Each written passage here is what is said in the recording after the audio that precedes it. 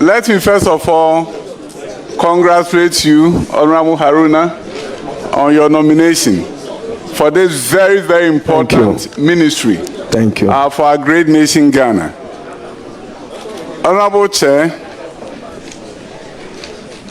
I know Honorable has done some work at the Ministry of Employment and Labor Relations. At that time, he superintended over TVET education for most of the TVET schools that are now under the Ministry of Education. Chair, I would like the nominee to share with us, beyond the manifesto commitments, what are some of the things that he's going to look out for in terms of the role of education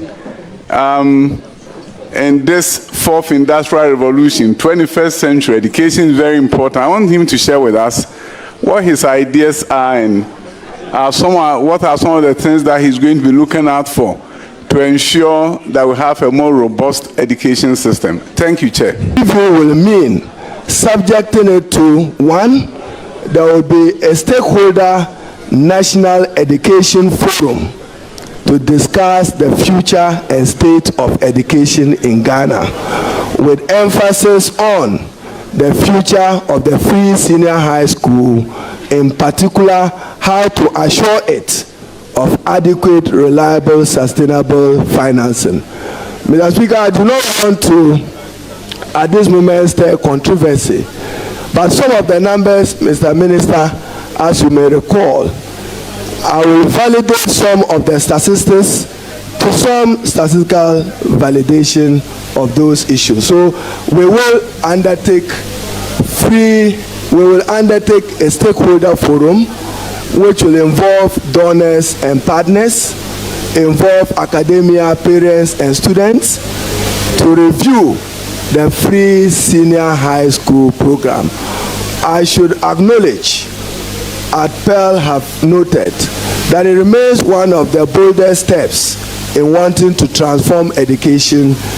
It was a matter of debate between free universal education absorbing all the costs and progressively free starting with infrastructure. But President Mahama intends to undertake a comprehensive review of it to make it sustainable. Thank you.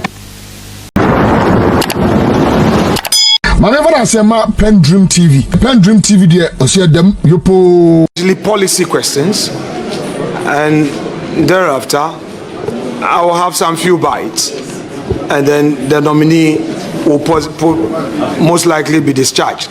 We are reminding the majority that their well-behaved posture will lead to the fast tracking of the nominee.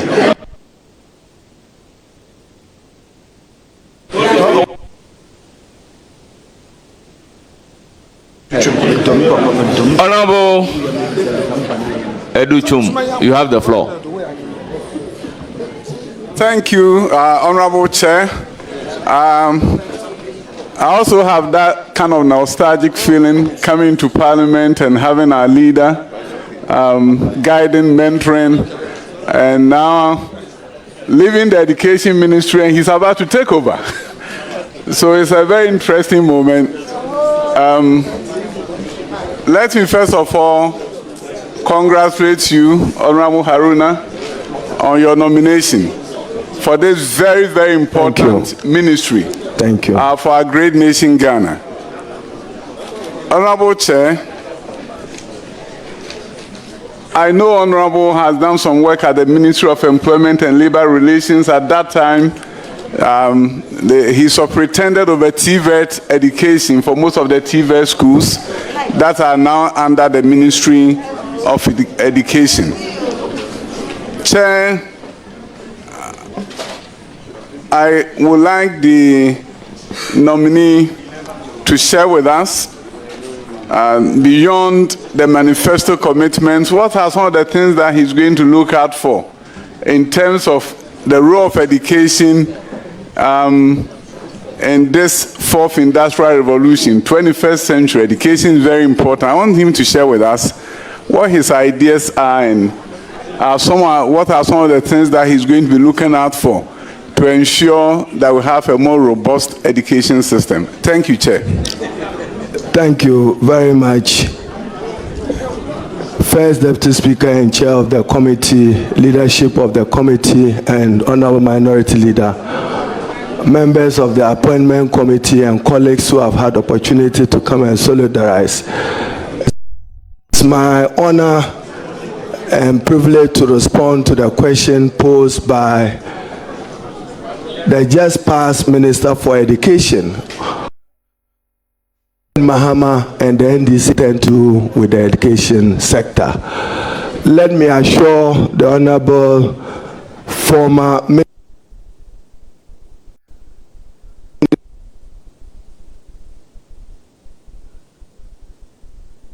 with the education. On what President Mahama and the NDC intend to do with the education sector. Let me assure the Honorable improve health and ensure gender inequality. President John Dramani Mahama intends to increase investment in the education sector to respond to the infrastructure deficits of the education sector, beginning from preschool through basic primary education to free secondary school and to the tertiary level. Enormous financial investment will be made to continue with major initiative that was done. Chair, fortunately for me, this is a sector which has the best of expertise. I intend to rely on their varied experiences and expertise to guide me in the formulation of policy, the improvement of policy. But Mr. Speaker, let me assure this committee that President John Dramani Mahama has no option to cancel free senior high school. Therefore, those who listen to him, even in the course of his campaign, to have stated that he will expand free senior high school to private schools was to tell Ghanaians that as President of the Republic, he wants to give true meaning to Article 25 of the 1992 Constitution and Article 38, which spells out the objectives of our educational policy. But Chair, the important thing is that he will subject the free senior high school to a review. The review will mean subjecting it to, one, there will be a stakeholder national education forum to discuss the future and state of education in Ghana, with emphasis on the future of the free senior high school, in particular how to assure it of adequate, reliable, sustainable financing. Mr. Speaker, I do not want to, at this moment, stir controversy, but some of the numbers, Mr. Minister, as you may recall, I will validate some of the statistics to some statistical validation of those issues. So we will undertake a stakeholder forum which will involve donors and partners, involve academia, parents, and students to review the free senior high school program. I should acknowledge, Pearl have noted, that it remains one of the boldest steps in wanting to transform education. It was a matter of debate between free universal education absorbing all the costs and progressively free starting with infrastructure. But President Mahama intends to undertake a comprehensive review of it to make it sustainable. Thank you. Do you have a further question? Yes, of course, sir. Yes. Yeah. Let me indicate that we have two members, leadership of the subject matter committee, but the two of them will not ask questions. One will pose all the questions.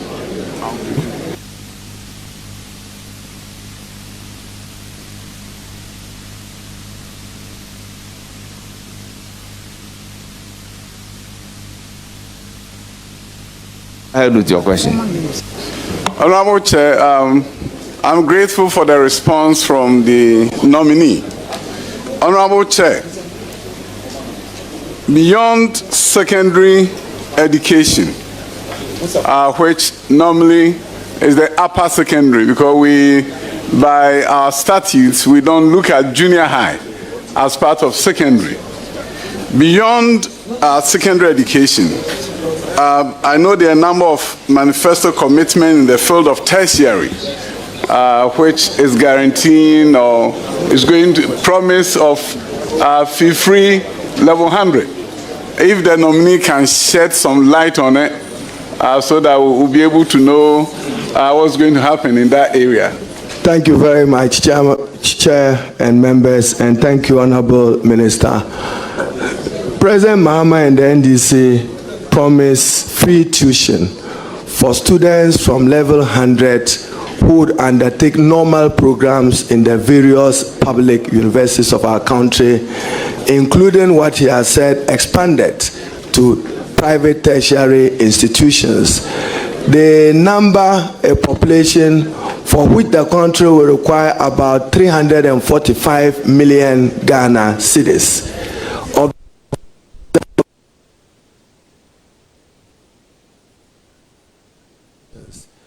The number, a population for which the country will require about 345 million Ghana cedis. But Chairman, the beauty of this is that it's open. Even parents who are still willing to pay can do so under this principle that has been introduced by the NDC. So we intend to mobilize with the Ministry of Finance some additional financing to cater for the population of students.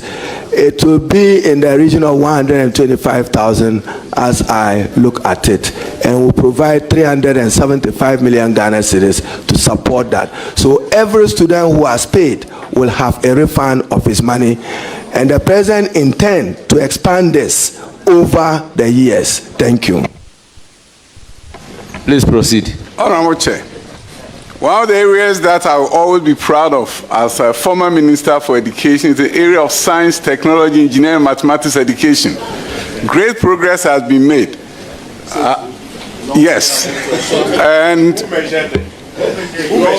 as measured... Please address the chair. Chair, great progress has been made. It has been validated. It has been validated around the world. STEM education in Ghana. I want to ask the nominee what plan his soon-to-be ministry is going to do about STEM education. Thank you, Chair. Thank you, members. Thank you, Honorable. The significant thing for the NDC and President Mahama, as far as education is concerned, is for us to contribute meaningful to our national sustainable development efforts. At the tertiary level, emphasis will be on access, quality, and relevance. At the secondary level, emphasis will be on foundational learning in order that we can produce critical thinkers for the future. There will be a review of pedagogy and curriculum at all levels of education to meet the country's aspirations into the future and for meaningful contribution to our national development effort. I should note the effort you have done in getting STEM.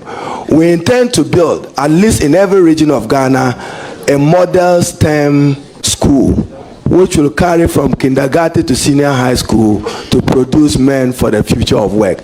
We appreciate that going into the future, we will need to train more people in science, information and communication technology, and engineering. In that respect, our universities will be expected to relate more to industry without compromising their core academic objective training models. Thank you, Chair. Any further questions? Yes, please. Honorable Chair, this House has had an opportunity to approve GETFund formula. We have all lamented about capping and debate about uncapping. I want to know the opinion of the nominee. In the next budget coming up, what he intends to advocate for and push for in order to meet these aspirations of this House, which has been around for a long time. Thank you, Honorable Chair. Thank you very much, Chair, and thank you for the question. And for me, also nostalgic, Those days in 1997, I was one of the strong advocates with many of our colleagues around here to advocate for the establishment of the GETFund. Before then, tertiary education was largely public funded. Tuition remained free. There was no access even to private tertiary institutions. The Ghana Education Trust Fund has done its part. In the last few years, it has suffered because of the decision of then Minister of Finance to cap it. President Mahama and the Minister of Finance have gone public, and I join them in saying that we will uncap the GETFund to free additional resources to support robust infrastructure development. Indeed, mathematically, cap GETFund today is about $3.2 billion Ghana cedis, 3.2 billion Ghana cedis.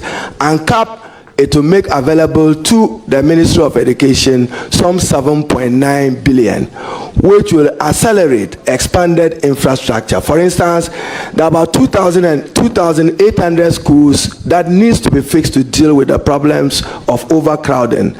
There are about 26,000 schools which has no changing facility for young girls for purposes of hygiene. There are about 780 schools that is required to expand access to junior high school.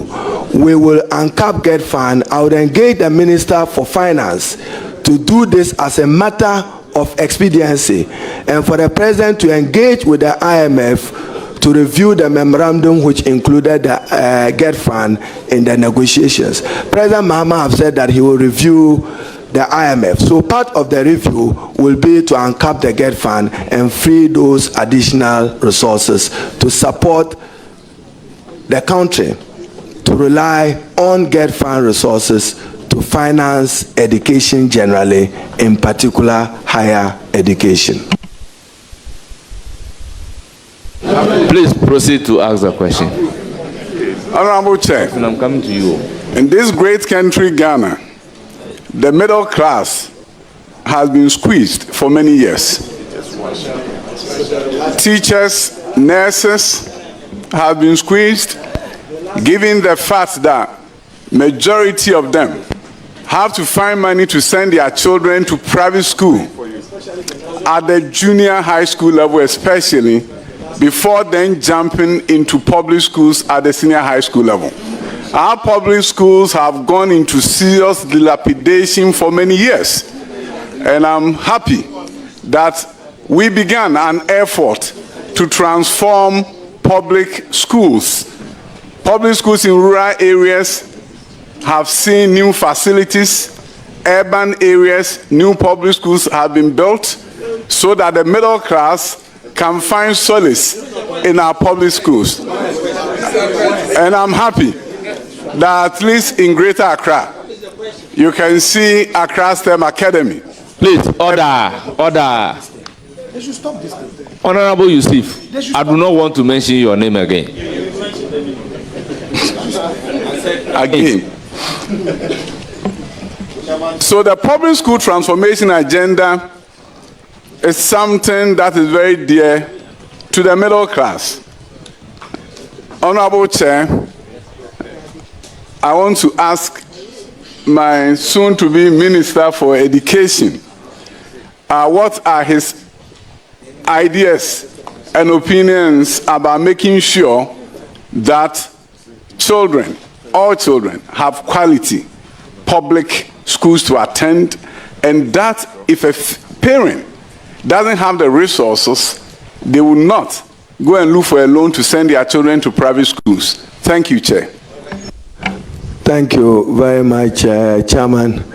Chairman, our intervention in the education sector will be all-encompassing. We will give true meaning to the pursuit of free, compulsory, universal basic education. In my reading in the last few days, I have come to appreciate a major dichotomy which needs our urgent critical attention. Rural-urban dichotomy in the quality of education, northern-south dichotomy in the quality of education, and more deprived schools not producing because of quality of teachers. and the presence of teachers in those areas. I intend, even when we assume office, to engage the Honorable Minister for Local Government as part of the financial realignment to get him to accept that teacher accommodation can be done by realigning common fund into building those for teachers in the rural areas. I do know that conditions of service generally for workers in the Ghanaian public sector is not the best. I had the privilege in the last few years to be Ghana's Minister for Employment. I did my utmost best to deal with some of the most incipient labor disputes of the country. But nonetheless, the cascading effect of what you do for the teacher, its economic and financial implications for the nurse, the pharmacist, the doctor, is what guides the purse. Therefore, what is in the kitty? We need to improve revenue mobilization generally. And in education, it will be appreciated if, and Parliament members are here, if we can dedicate 20% of national expenditure into education, or allocate at least a minimum of 5 to 6% of GDP to support education, then over a 10-year period, we would have done enough to expand and make these facilities available. At the basic level, and this was my concern, you haven't achieved free compulsory universal basic education, and you have up there a free senior high school education. You will still have in urban areas, Honorable former Minister and Chairman, in the urban areas, the out of school dropout, you see them. In the rural areas, you don't. That's the danger. We also have to be careful that we are not producing unemployed graduates from free senior high school who would become a threat to an unemployable. So that is why Minister hailed some of the TVET initiative, because we have to improve employability. And employability is better done through technical vocational training.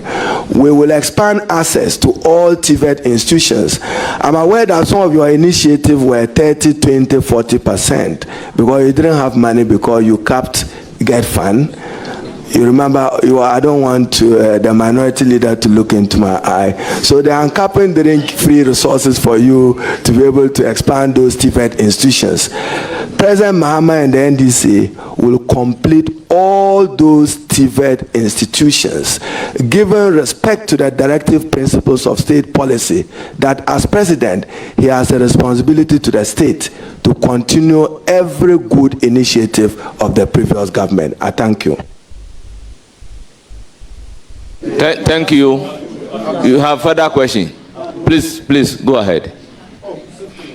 And I plead that that should be the last question. The last one.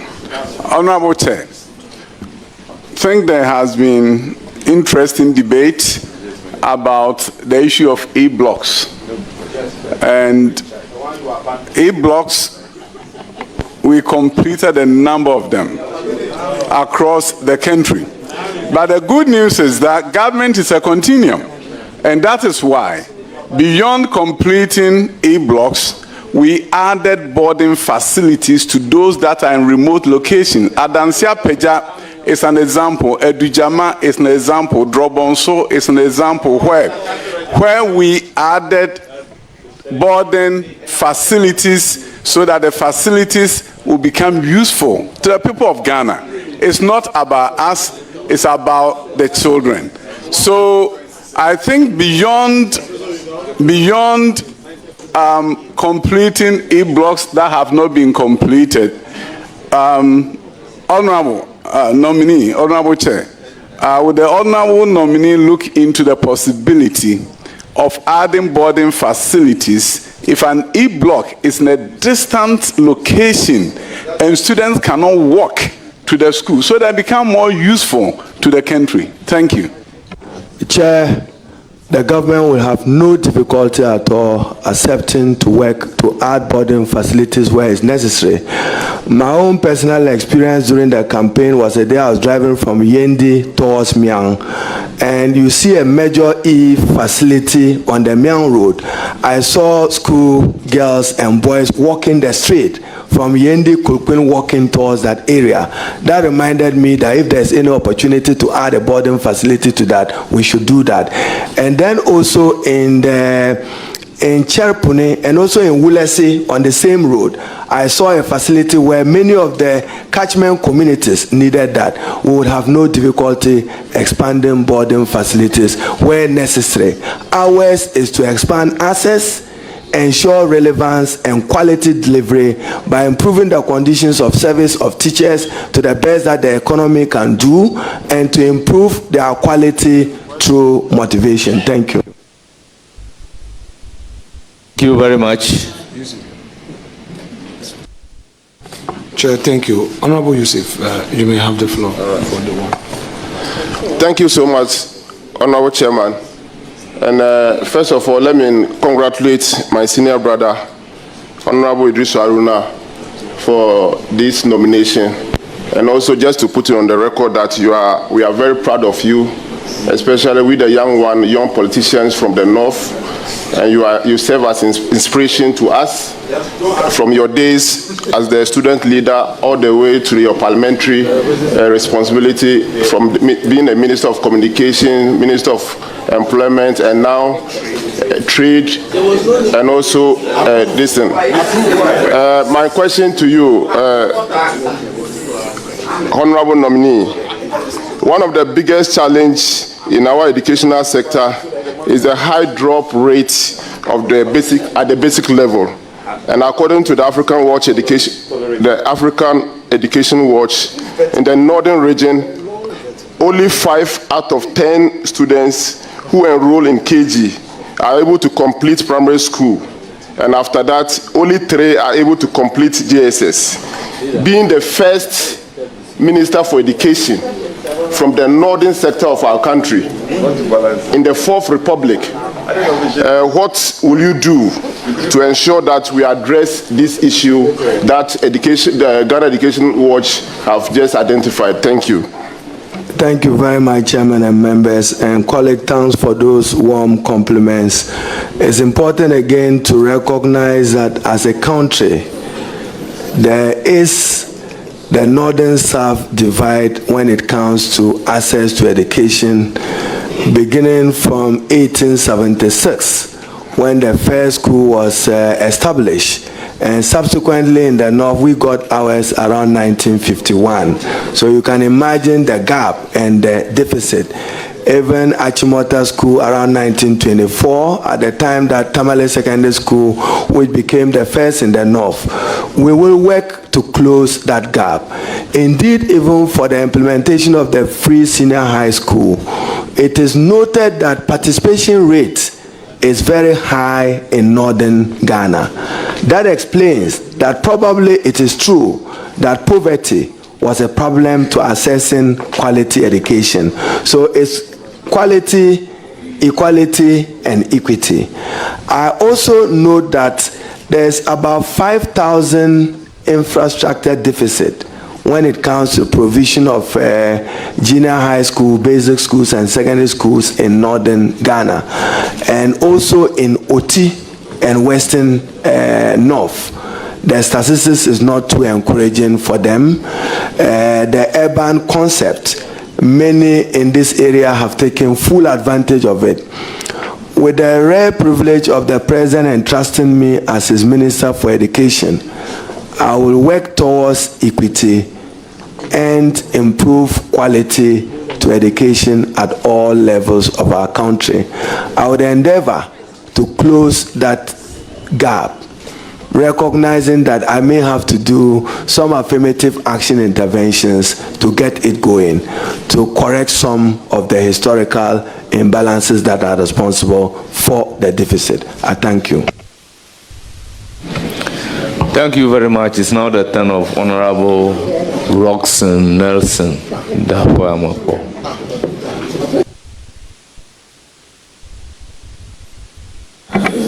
Chairman, thank you very much. Leader, you are welcome. Thank you, Honorable. Yet you are moving to your fourth ministry from communications to trade. to labor and employment, or employment and labor, and our education. I'm sure something bigger will follow this. You are welcome. Let me say that the dexterity with which you answer your questions, oscillating between different subject areas, even though they are education, tells me that you flourish in this portfolio too. You will do well. And let me also commend you that I'm part of the people you mentored. I remember very well the day you asked Agboja to mentor me because I have potential. And we are your products. You know your products. We are about 7. Sweeney is here. So we want to commend you for this. I want to wish you well. And we know that the reform that the sector cries for, you bring to bear, especially in areas that require it. The free SHS bill that was never done, I'm sure it will be one of your priorities so that it could be passed to ground this good policy. We wish you well. Approved. Thank you very much. Thank you so much. Honorable, for those warm words. I will take a comment from the Chief Whip, Honorable Anodombre. Let there be order.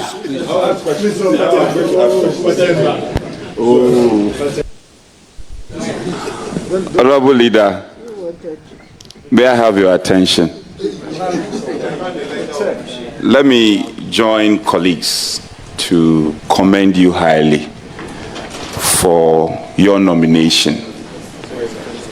Not to depart essentially from what my good friend Rambo Dafemepo said. We've known you way back. We all know, I personally know what you have done in terms of your contribution to where I am today. I recall our days at the Nooks. I can only urge you and encourage you. I don't have a question for you. Your competence cannot be lost on somebody like me, and those of us in the minority especially. We know what you are and what you are capable of doing. I only want to caution that just be careful as you move forward. We are praying for you. Please be careful. Expectations out there are very high. And those of us in the minority, we love you. We love you. We want to see you succeed. We want to see the Honorable Haruna succeed. I am only cautioning, Honorable Leader, I'm only cautioning, just tread with caution and just be cautious. We are with you and we wish you well. Honorable Chairman, thank you. Caution noted. Thank you very much. I will now move to Deputy Majority Leader, whether he has a question or a comment. Honorable Haruna Iddrisu, congratulations. Thank you, I need and the right for the courtesies we are seeing this morning because of your long years of dedicated service to our country. And there's no doubt in my mind that you are going to be a very successful education minister.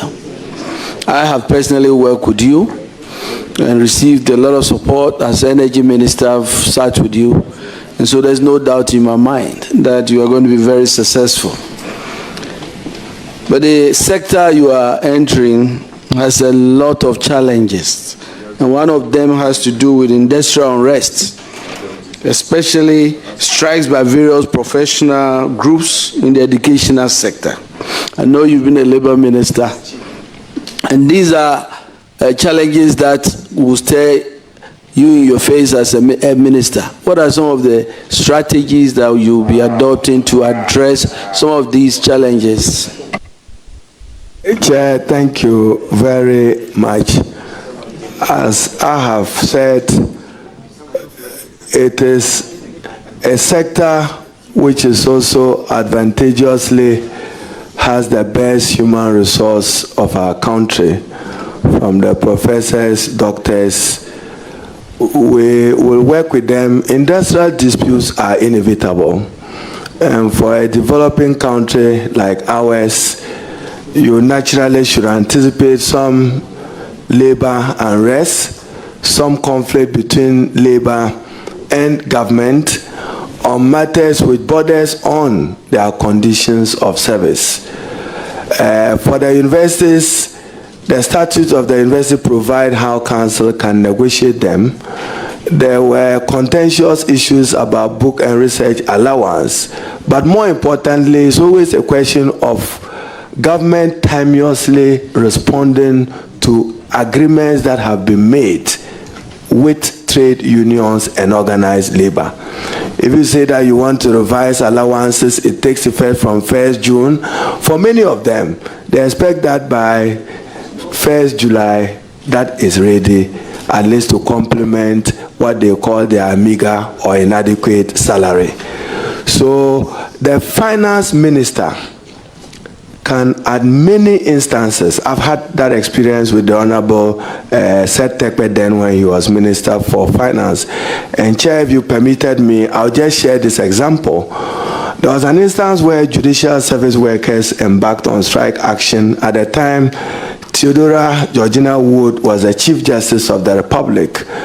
And in a meeting that President Mahama requested Julius Debra, Chief of Staff, together with myself and others to engage, I had to ask the Honorable Seth Tekpe that, does he appreciate what it means when judicial service workers are on strike? If somebody was entitled to a bill, and I'm sure Honorable Minority Leader should be interested in this, if the courts don't sit, you'll be putting the person into a human rights crisis. At the time, Justice Theodora Wood related to me that, look, in our IGF, there's about 38 million. We cannot touch it because the Ministry of Finance have not granted us permission to use IGF. It was when my attention was drawn even to a major constitutional deficiency, and I'm happy to bring it to your attention. At the time, judicial service workers, even up till now, unlike Parliament, you have your CI 118. This country have not treated the judicial organ of state with that. They don't have that. I think Article 1582 of the Constitution should deal with that particular matter. They are entitled to it. It was then I got the advice then from the Chief Justice that, look, let's engage the Minister of Finance, let him allow you 30–40% to use the IGF so that sometimes when these fires erupt, you can deal with it at your own level. So I want to believe that I do not anticipate. I know that SITAC is unhappy.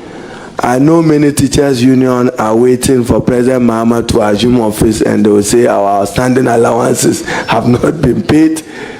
We will deal with it per what is available in the national kitty. We will do our best to keep the industrial peace of the country and keep the peace within the education sector and many other sectors of the economy for the good of our country. Thank you. Honorable Haruna, you are going to a ministry and the challenges are many. You are already aware of them, and I think a lot has been talked about. And these are no questions I expect you to answer. The challenges with the arrears of school feeding program, the challenges with gender. Well, they will have to collaborate with the Ministry of Education. Okay, well, let the nominee answer. The challenges with taking out schools on the tree, and so many others that I'm very, very sure that you are competent to address. So I wish you all the best, and congratulations.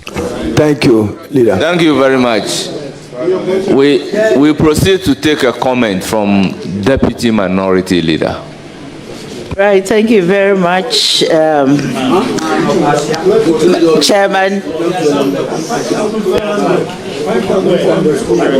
It will be most unfortunate if I don't add my voice to the many blessings that are going the way of my beloved son, in whom I'm well pleased.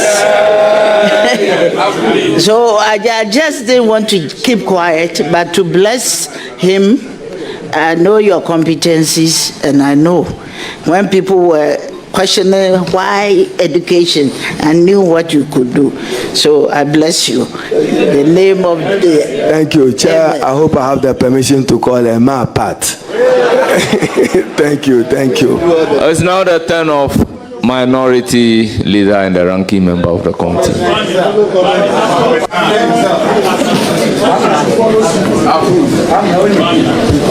Chairman, thank you very much. Leader, this room is filled to its full capacity. It tells all of us how popular you are with ordinary people. I can see behind you a lot of people. Now, I want us to do a little exercise. On your CV, you have on page 1 of 3, you have for residential address, 2 Shippy Close, Fedeos, Cantonment, Accra. If you'll be pleased, the cantonment is where you live, correct? Yes. I live, when you are entering the house, you see the fiddles written by the wall. Very well, Nominee, I understand. I know cantonment very well. You live at cantonment? Yeah, I do. I used to be in Bubuashi. Honorable Nominee, you provide the specific answers to the very questions I ask. You know, you being my respected senior, members want us to finish you quickly. And if you open yourself up, then maybe there will be more follow-ups. So you live at cantonment? Yes. Very well. Now, this residential facility, this property, is it a rented property or it is your house? It is my house. You are very honest. Thank you very much. Thank you very much, Honorable Haruna Iddrisu. The reason why we, the young ones, respect you is such courage to face the truth that will take you higher, as prophesied by Roxanne. So it is no offense for a politician to own a property at cantonment, correct? Not at all, depending upon your... Order. Chairman, with respect. You've had calls to caution the friends of this committee from the majority side. Please, let us observe some decorum, respectfully. Honorable Haruna Iddrisu, it is saying, in Krahim Fana Wote, Meti Cantonments, baby.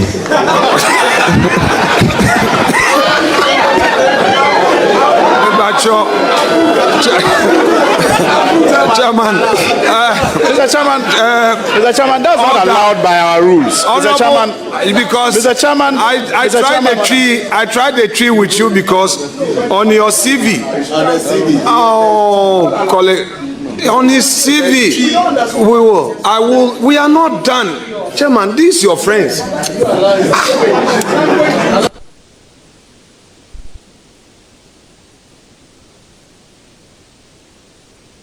Please go ahead and address the chair. Chairman, thank you. Honorable Haruna Iddrisu, Pacho, why a MP in Fiesane? I bet it's 20 years in there. Very well.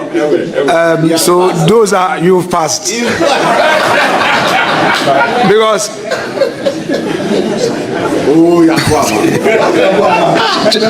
Honorable nominee, you say on your CV that you speak English, Dagbani, Hausa, and Twi. That's true. I am thus far impressed with your Twi. I'm sure that there is a Southern inspiration. That's Parliament House. Parliament House. My wife, Mary, Safwa Yebua. Oh, very well. Sometimes when I'm coming out, I don't know about church, me say, Chino, Mensfia, Namin Bomadin, Namin Kanaye.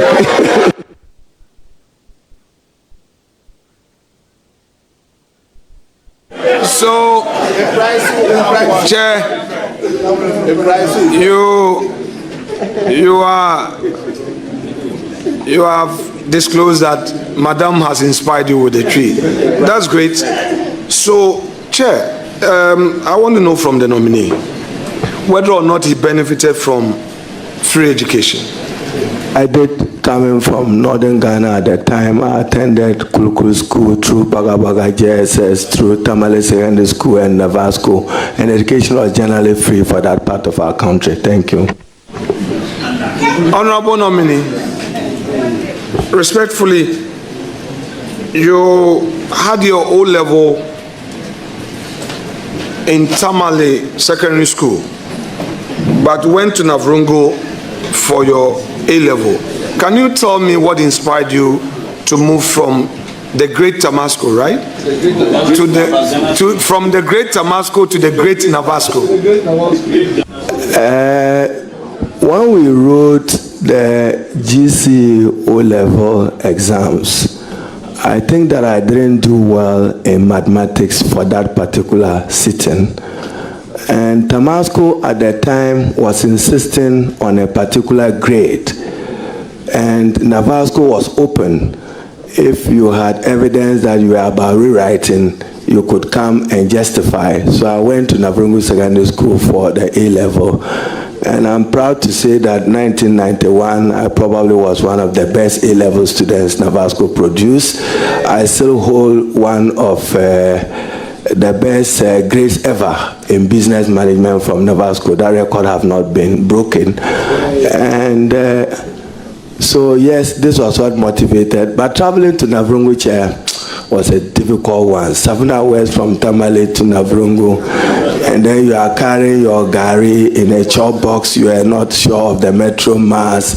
It was. We have survived and we have come a long way. Thank you, Chair. So, Honorable nominee, I can understand why you had to go through a law program with those inspirations. You've studied philosophy, sociology, and all, and then from there you had to do law. Now, I note from page 3 of 3 on your CV, respectfully, your membership of the Ghana Bar. Membership of Ghana Bar 2002 to date.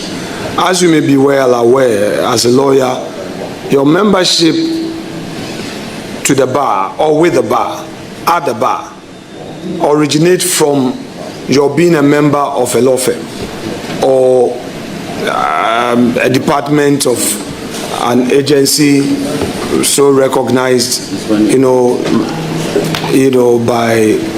by the states.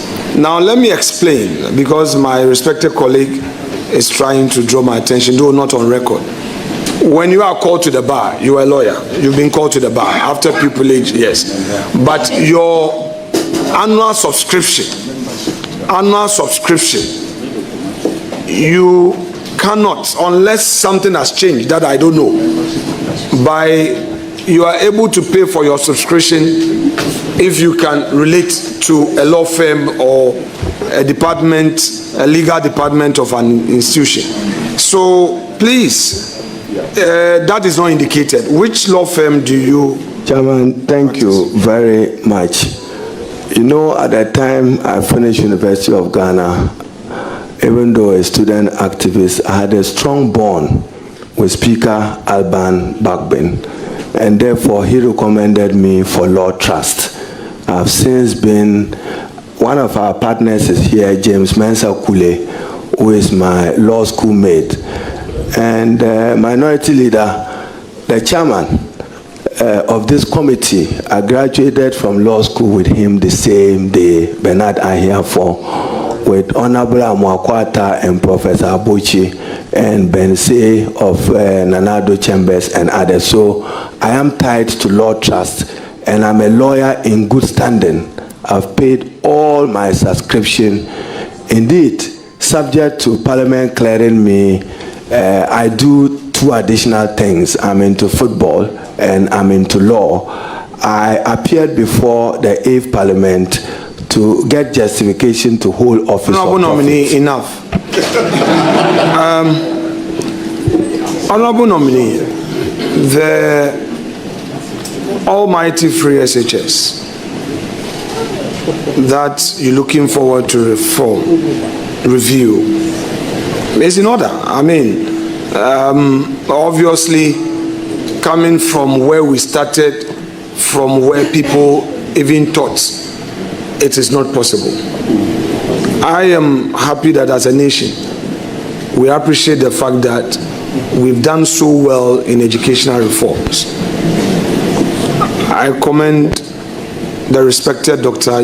Yaweduchum for the effort. I commend Dr. Matthew Opoku Prempeh, who is not with us in this parliament, for his effort. And above all, the Akufo-Addo government. I feel assured that you intend to review and look at the areas that were not too successful so that you make it better. That said, may I tease your mind on this? There is this talk that even in mighty America, free education does not include boarding. In advanced democracies where emphasis is on free education, boarding is not part. And at Ghana, we have punched above our weight by introducing free boarding. Your honest view, do you think that we must continue to have free boarding? Even expanded. Kandiga is not America. Wulugu is not America. I'm sure one of the communities in the Winneba area is not America. They have access. The transport systems are network and effective. It is not so for Ghana. For many children, I'm sure members of parliament even have to buy bicycles to support them to be able to commit to school daily. It means that for some to access this good quality education, they need to do more. So increased boarding facilities for deprived rural areas is important. Review, as announced by President Mahama, is not cancellation. Thank you. Honorable Chair, if the nominee will be pleased, I should proceed to have a discussion with him on the tertiary education we have in Ghana. His party in opposition promised 3 university tuition for year 1. And in all fairness to your government, you were very specific that you pay for year 1. First semester of the academic calendar for the universities have since commenced. May I know from you whether your government intends to implement this policy in your first budget to take care of semester 1. No. On the authority of President Mahama, I'm sure his Minister of Finance, if this House approved, the Honorable Atuforson will present the reset budget of the government. It will include some provision of some 345 million cedis to cater for admission fees for students undertaking courses in the normal subject areas, not professional areas like medicine. And for President Mahama, this is a model to experiment. You will look at it. How do we fare as a country? If it is possible for expansion, then he will expand it. And he's not asked that if you are able, you should not. We know that some students have already paid their admission fees. It will be refunded to them. Honorable Leader. Honorable Chair, we are engaged in a public discourse. If the nominee will be pleased, may he bring clarity to this matter. In your manifesto launch, which took place in Efutu, Winneba, Efutu. By the way, Winneba is the capital of Efutu. And you entered Winneba with all the glory and assurances to the nation. You did not say admission fee. The statement was free universities. I'm quoting President Mahama's words. Free first year tuition fees. First year, we have semester 1 and semester 2. It is the NDC manifesto did not promise admission fee for first year. It did not promise admission. So I just, with the greatest respect, at the risk of sounding immodest, pray you to bring clarity to what exactly you intend doing for the first year university student. Thank you very much, Leader. Fortunately, I was a member of the manifesto committee, so I still recall even when we had to discuss this subject, we asked Professor Odro and a team to go out and work out the numbers for us to discuss with the president before we went public. Leader, for your purposes, tuition is free in all public universities in Ghana. Therefore, we're referring to admission fees. Thank you. Honorable nominee, the jury is out there, so some of the issues we are unable to resolve, we'll leave it for the jury to determine. There's no problem. We have to move on. Now, let me also, for the benefit of clarity, if you say all universities, does that also mean all tertiary institutions? Leader, if you note, that's why, for instance, expanding free senior high school, the president said public, because the double track system has to be addressed. So we have to look into private senior high school. What capacity do they have?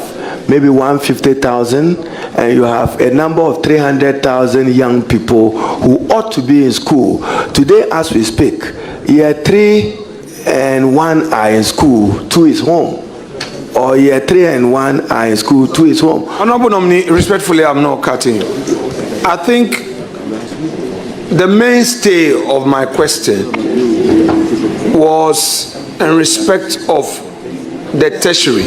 You know, we have nursing colleges. We have colleges for animal husbandry or veterinary. You know, we use the word universities for that purpose. So yes, so that is why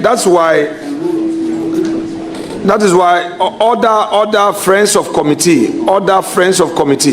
there is an important discussion. Now, so do I take it from the clarity you provided that College of Nursing,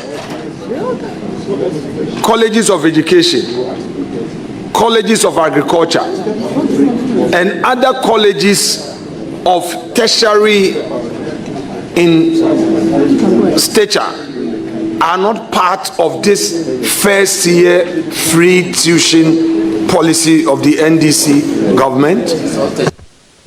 I'm not able to use tertiary and university interchangeable here for this purpose. I had admission fee for first year university students. Thank you. Chair, again, on this very subject matter, I appreciate the sincerity of the nominee, and again, the jury is out there to make their determination on this important matter.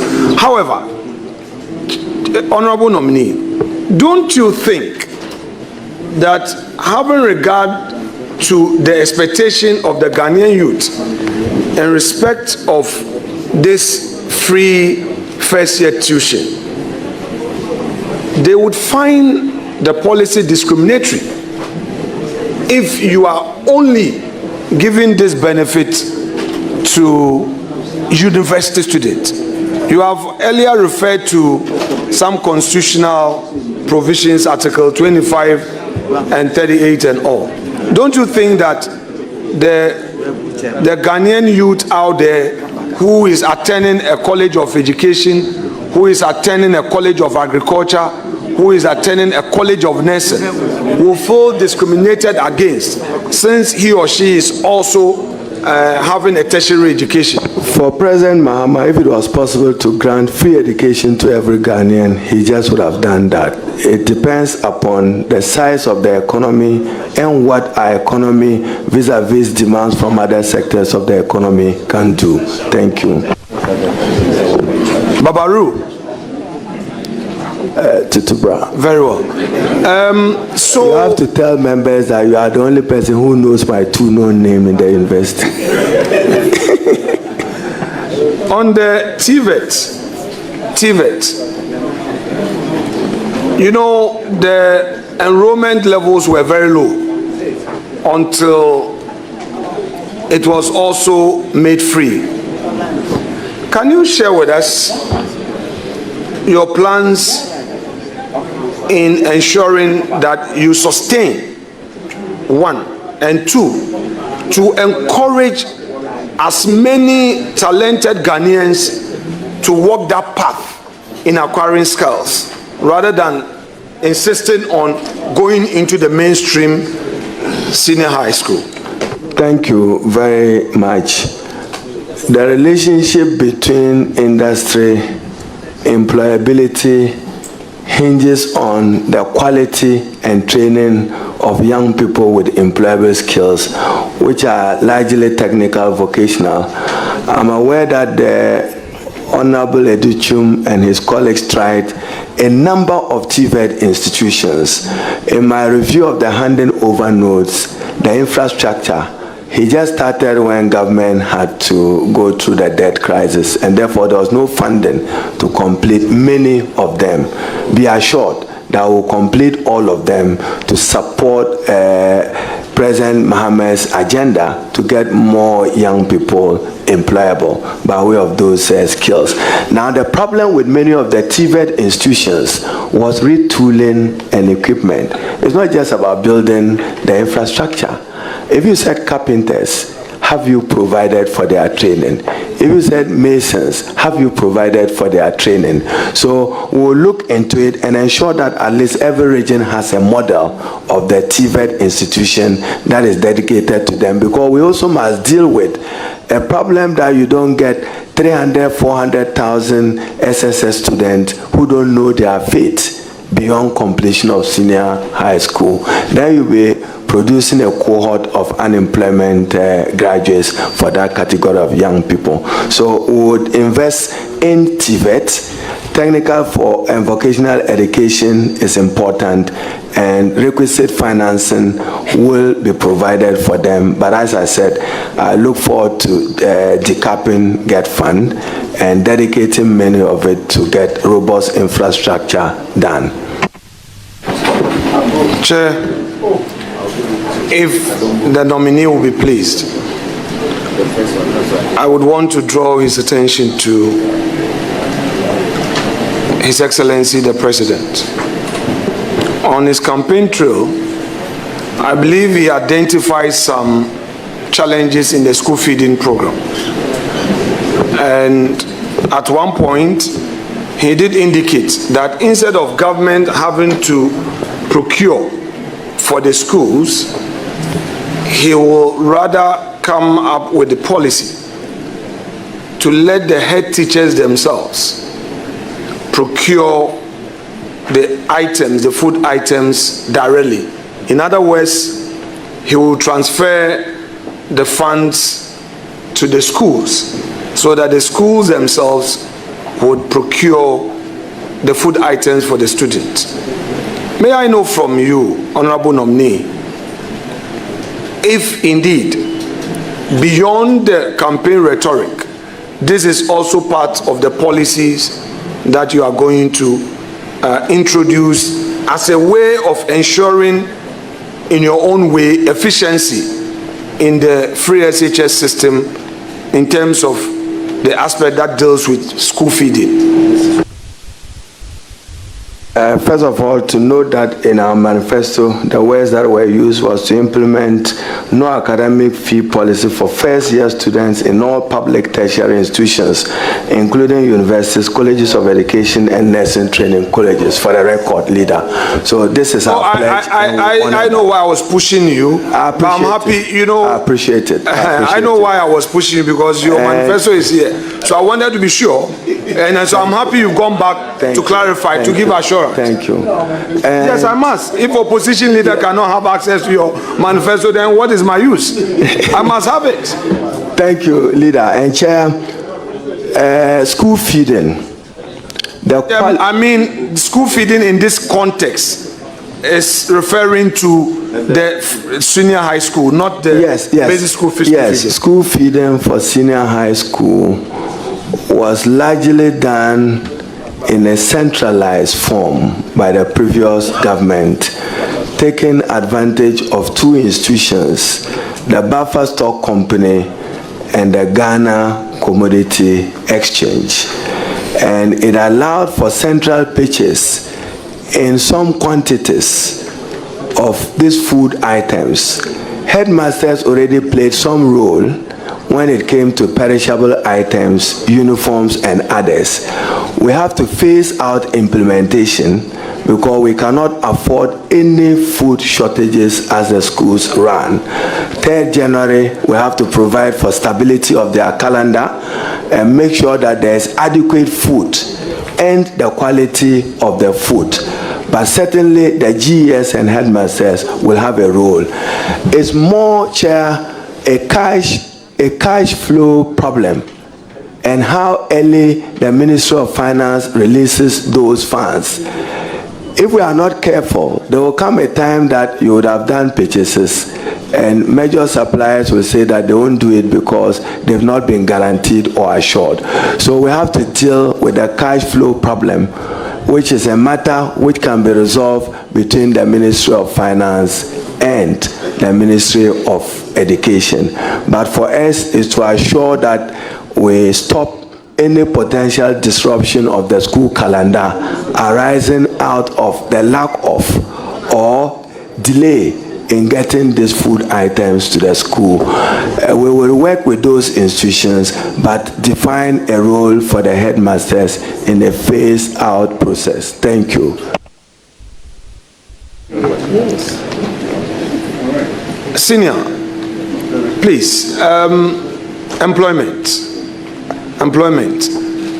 My constituency produces the highest number of diploma and B.Ed graduates, bachelor in education.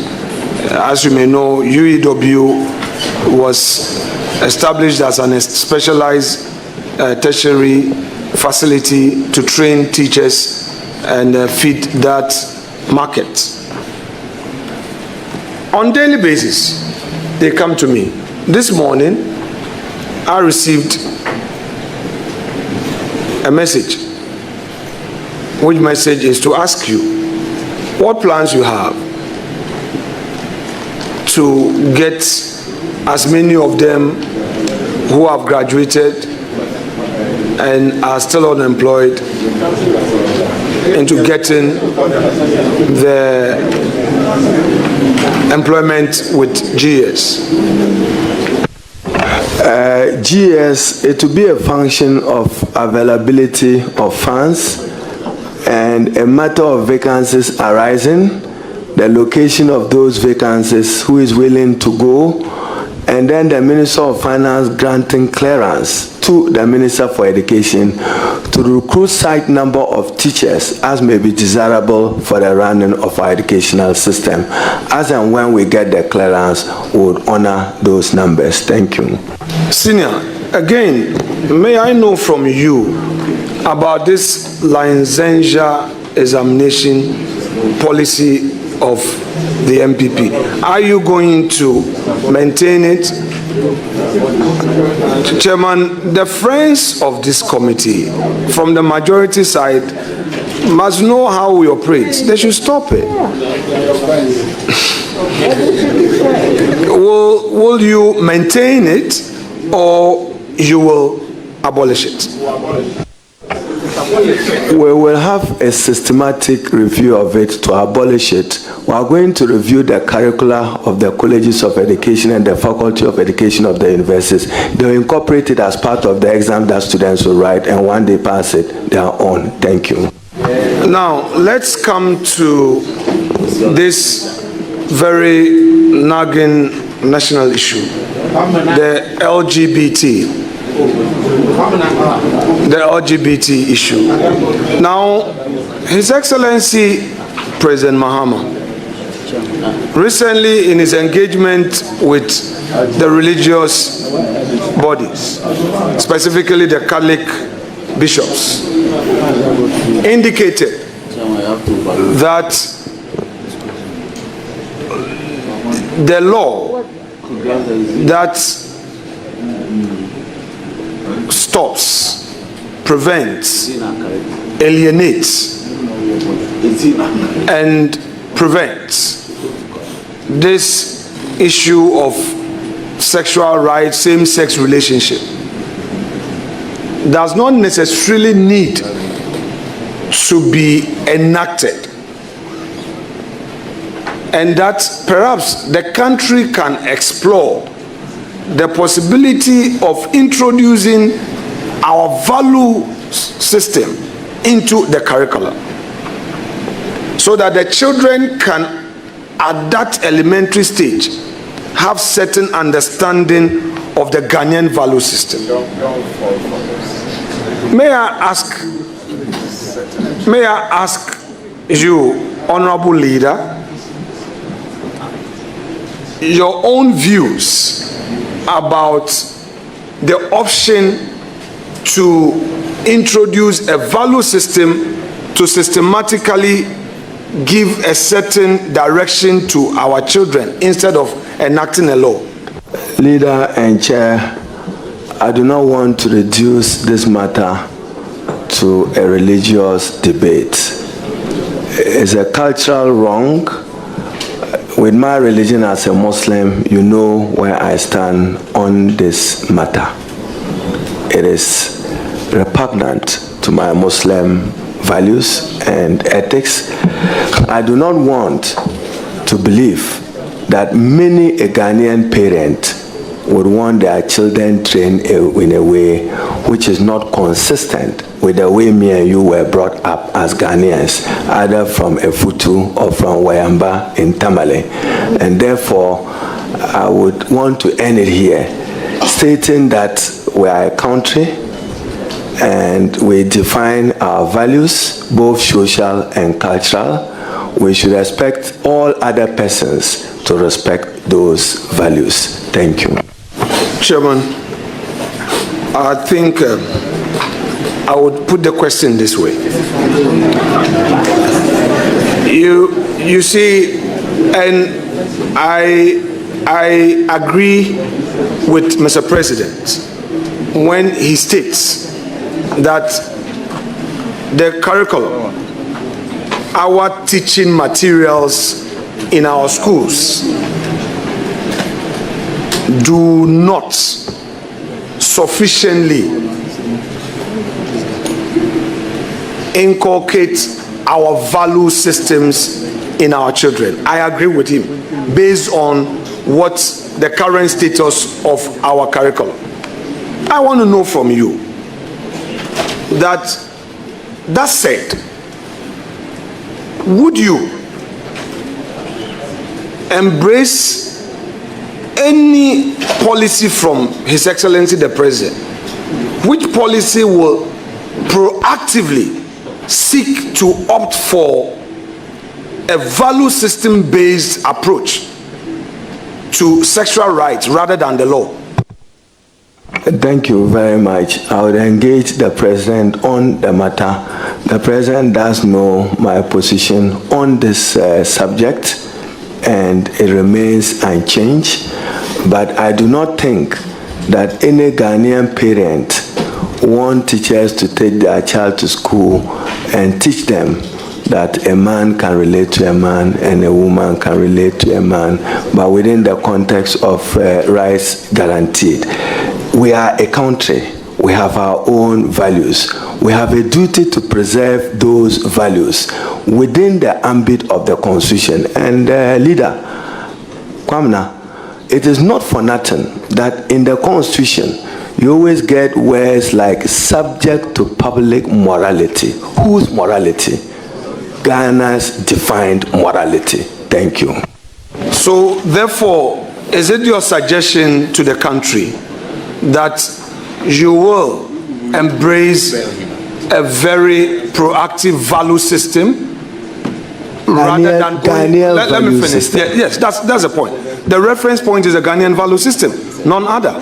So my point is that would you assure the Ghanaian public that you, on the basis of Mr. President's vision on this matter, on Mr. President's position on this matter, will opt for a Ghanaian value system to be introduced right from the KG, primary, all the way up, rather than a strict law in this matter? Thank you very much. It's noted. Growing up, even with you, if you went to school, you know where young ladies could go and you know where boys could go. That is Ghanaian value system. We'll preserve that. Thank you. Very well. You being a senior at the bar, you're able to run away from very serious cross-examination, and you couldn't have done less. That's okay. We'll let the jury determine this matter. We'll go for a broader debate on this matter. Senior, your colleagues in Parliament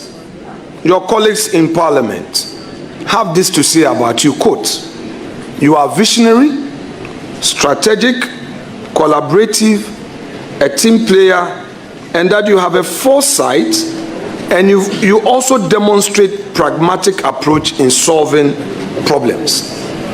Your colleagues know you as such. What is there for you to share with the Ghanaian youth who wants to know who Haruna Iddrisu is?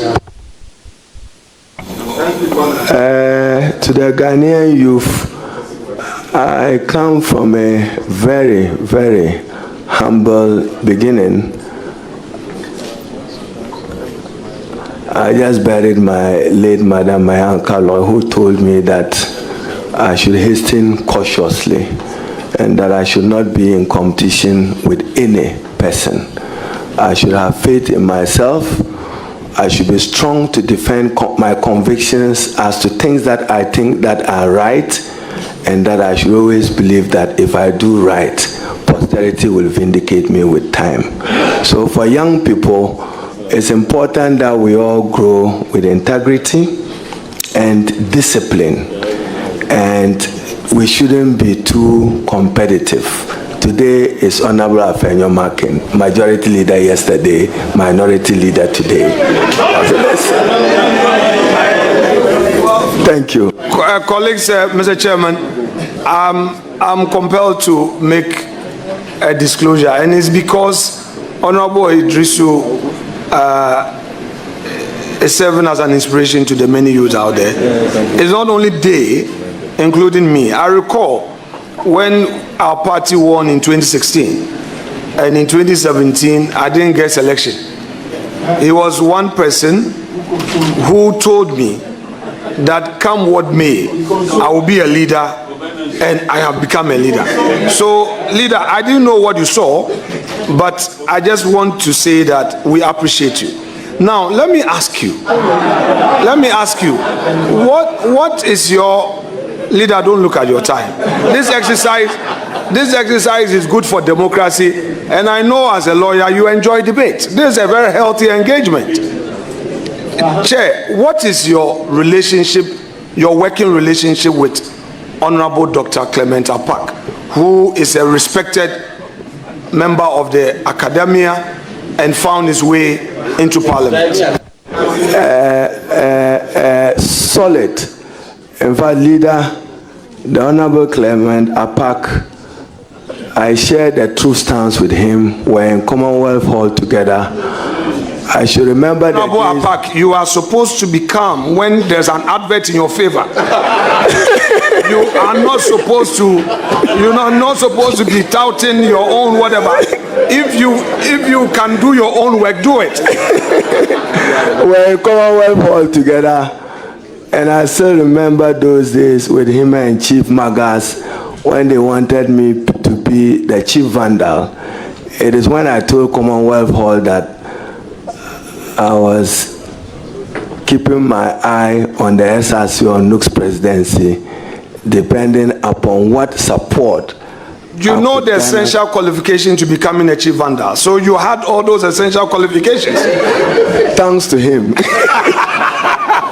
Very well. Thus assured, I entertain no doubt that should Mr. President ask you certain relevant questions, he will receive a tank. Leader, you are making a determination for the president. Report. Thank you. No, get my question right. This is hypothetical. It's very hypothetical. I'm not part of your government. I'm a humble opposition leader.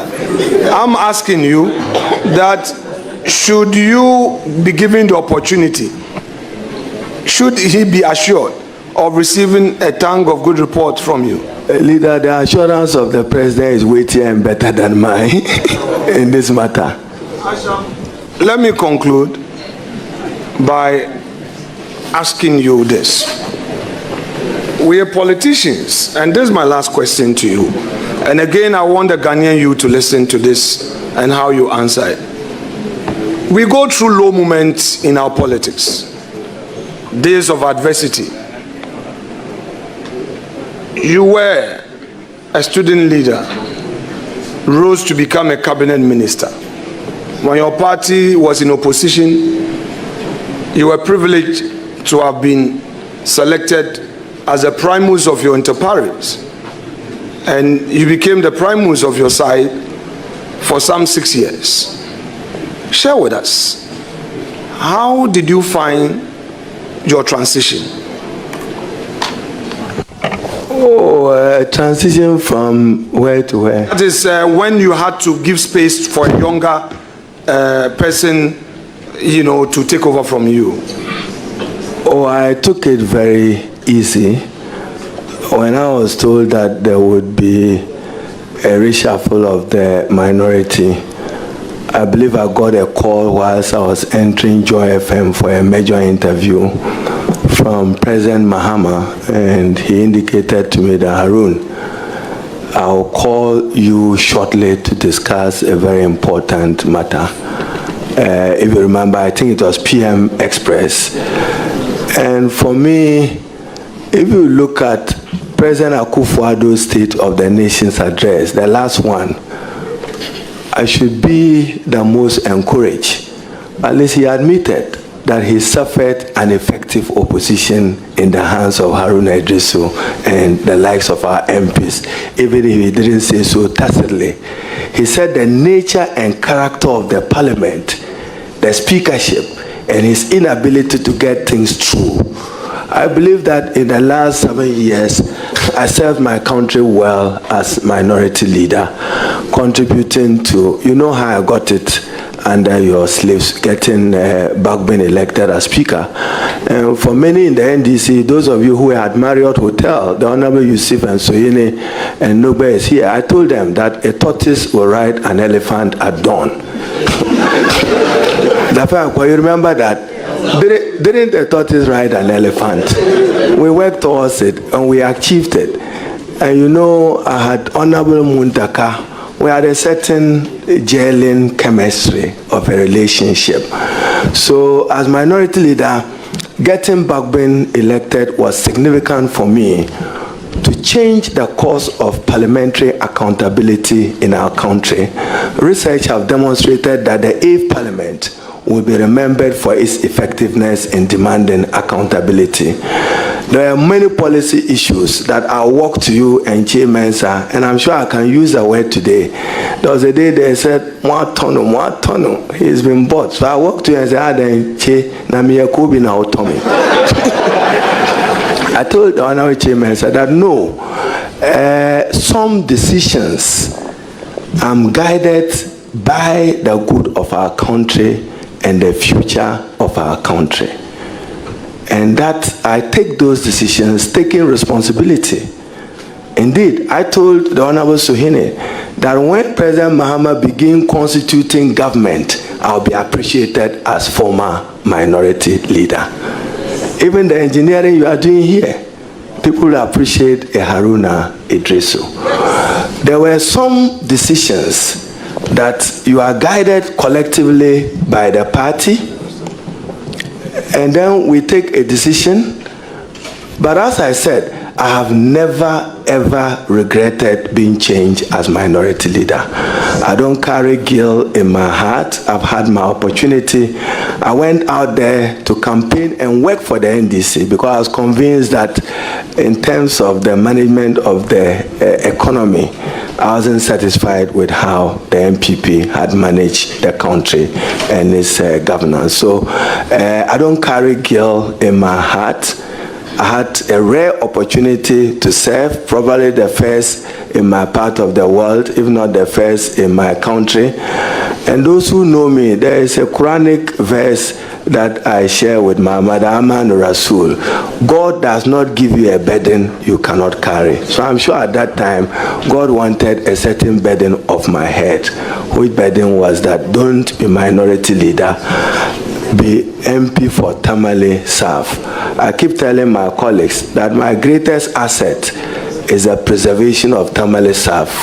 And therefore, I thank the chiefs behind me and the people of Tamale South for giving me religious trust to keep the seat. So you can think minority leader was just an opportunity to serve. Those 7 years, my footprints are there and they remain there. Chairman, that would end my questions. I shall conclude with some few remarks that would not be outside of this domain. Honorable nominee, thank you for inspiring so many people in the political class. Your story is telling. I would urge upon you to get your memoir done as quickly as possible. I know you have some more details you've shared with me. Please let it be known so that the young ones will know that it's not easy to walk this road. But I think that as education minister, if you get a nod, the key person to work with will be your finance minister. And I know the good relationship you have with Ato. If he's proving stubborn, call upon me. I will do him A2 for you, and then he will do the needful. But let me thank you one more time. The committee is here to take a decision on you, by the way. So thank you very much. Chairman. Thank you. Thank you. Thank you very much, ranking member. May I have the pleasure to announce the presence of a list of visitors here to give moral support to the Minister Designate for Education. Mary Safua Yeboah, a spouse of the minister designate. Baba Mamadou Bawa, Nantonna, Ibrahim Mohammed, Nyangpal Na. Please, I am going by the list that I have. So what is here is not Nyangpala, but it's Nyangpal Na.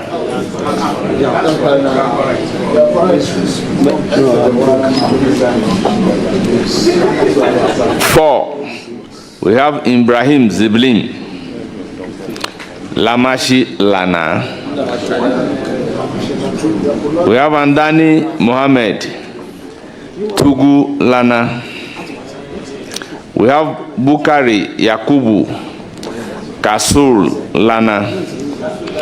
We have Mahama Alhassan, Bamvum Ban Lana. We have Dr. Jacob Yakubu Mahama, Zingbalun Na. We have Fuseni Nyabawa, Tamale Dakpema. We have Iddrisu Mohammed, Sakab Na. We have Sintaro Mahama, Sakoya Na. We have Dr. Iddrisu Sulemana, Principal, Tamale College of Education, brother of the nominee. Alhassan Abdul Rahman, Chief Executive, Rahman Group. Dr. Atik, Chief Executive, TTH. Mohammed Abdul Salam, Regional Secretary, NDC, Northern Region, and Chief Executive of NLA. We have Dr. Iddrisu Muntawakil, neurologist. We have Alhaji Suleimana Abdul Rauf, Constituency Chairman, NDC, Tamale South. We have Dauda Muhammad Jawara, Belegu Lana. We have Abdullah Rami Nyashi Na. Then we have list of officials from the Ministry of Education. Mrs. Mamle Andrews, Chief Director. Mavis Asari Donko, Director GA. Inusa Shazu, Director PBME. Benis Mpere Jechi, President, Ghana National Education Coalition. Dr. Aisha Akrofi, President, Ghana National Association of Private Schools. You are most welcome. Honourable members, let me state the fact that the minister designate is my classmate. We were 2002 law school batch. So we are about 23 years standing at the bar. I intend not to ask him any question, but to congratulate him on his nomination as the minister designate for education. I strongly believe, if given the nod, he will discharge his responsibilities diligently and reliably. On that note, Honorable Minister nominate, you will surely hear from the committee. Thank you for attending upon the committee.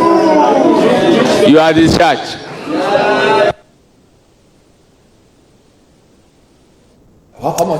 Quite an interesting.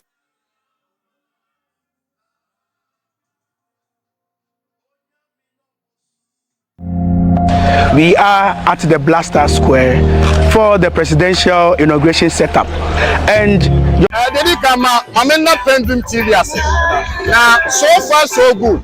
Say open online portal e wo Ghana. Nipa share, nipa follow, nipa comment here. To my best of knowledge, without any biases, PENDREAM TV. I see say a lot of people are moving from the traditional media to the social media. and PENDREAM, you are setting the pace because you bring the issues as they are, and the those are the issues. And then UNIPA are not ready for just ordinary endorsement, but people want to hear the issues. What are the issues? What are the possible solutions? So for me, I'm endorsing PENDREAM TV, and I'm recommending say Obi Biana who feels traditional media and why you're bored with it, I'm gonna live up to expectation. Your next last stop, PENDREAM TV.